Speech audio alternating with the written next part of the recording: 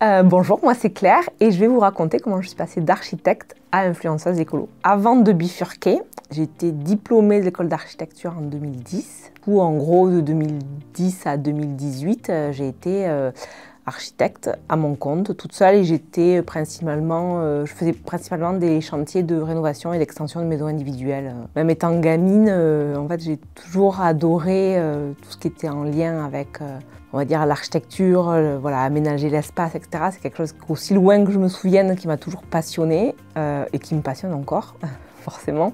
Donc je pense que j'ai jamais imaginé faire un autre métier que ça. Avant mon changement de vie professionnelle, il y a eu un changement de vie personnelle. Effectivement, en 2010, j'ai été maman pour la première fois.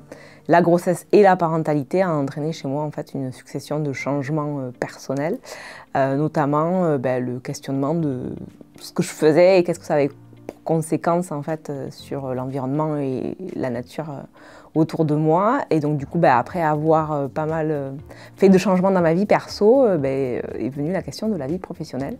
Il est arrivé un moment où je trouvais plus de sens à ce que je faisais. Il y avait des questions qui me paraissaient futiles par rapport à ce que j'avais découvert en fait et qui me permettaient voilà, de me rendre compte que j'avais envie d'avoir une action plus efficace sur le monde qui m'entourait.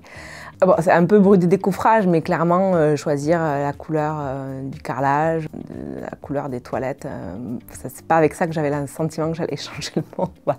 Et pour autant, voilà, je pense que c'est important aussi, mais on va dire à l'instant T, c'est des questions qui me paraissaient futiles, quoi. La transition, ça n'a pas été du jour au lendemain, parce que bon, je pense que j'aurais été salariée, j'aurais dit clac clac, je fais mes valises et je m'en vais. C'était pas le cas, en fait, j'étais à mon compte et on peut pas rompre une mission d'architecte parce qu'on en a envie, voilà. Donc j'ai été tenue de mener ça jusqu'au bout et ça a été vraiment un peu un chemin de croix parce qu'en fait j'avais plus du tout envie et j'étais épuisée en fait à la fois physiquement et émotionnellement parce que pas loin du burn-out. Donc à un moment donné, voilà, alors j'ai pas compris toute seule. C'est arrivé au détour d'un repas familial. Voilà, c'est mon compagnon qui m'a dit il faut que tu arrêtes.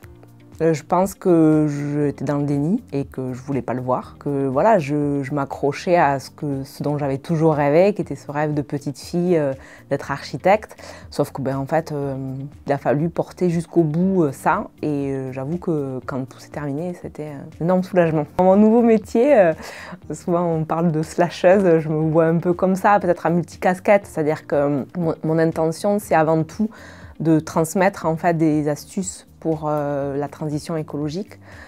Et du coup, ça se matérialise effectivement par une activité sur les réseaux sociaux. Donc je fais la création de contenu voilà, destiné au grand public en fait, par l'incarnation, c'est-à-dire en racontant ma vie. Mais j'interviens aussi en entreprise, je fais pas mal de conférences, j'interviens dans des festivals, des choses comme ça, pour parler de tout ça. Voilà. Je crois que la question du sens dans le métier, elle est hyper actuelle. Enfin, je pense que c'est une grande question de société aujourd'hui. Moi, je pense qu'il faut écouter son instinct. On m'a souvent dit que j'étais hyper courageuse d'avoir bifurqué. Moi, c'était pas une question de courage, c'était une question de survie. En fait, il était vraiment vital pour moi de changer. Je pense qu'il faut écouter en fait son instinct qui dit au fond de soi quelque part qu'il y a quelque chose qui va pas. Tout le monde n'a pas la possibilité de changer du jour au lendemain. C'est pas forcément évident pour des questions d'argent. De temps, de disponibilité mentale aussi.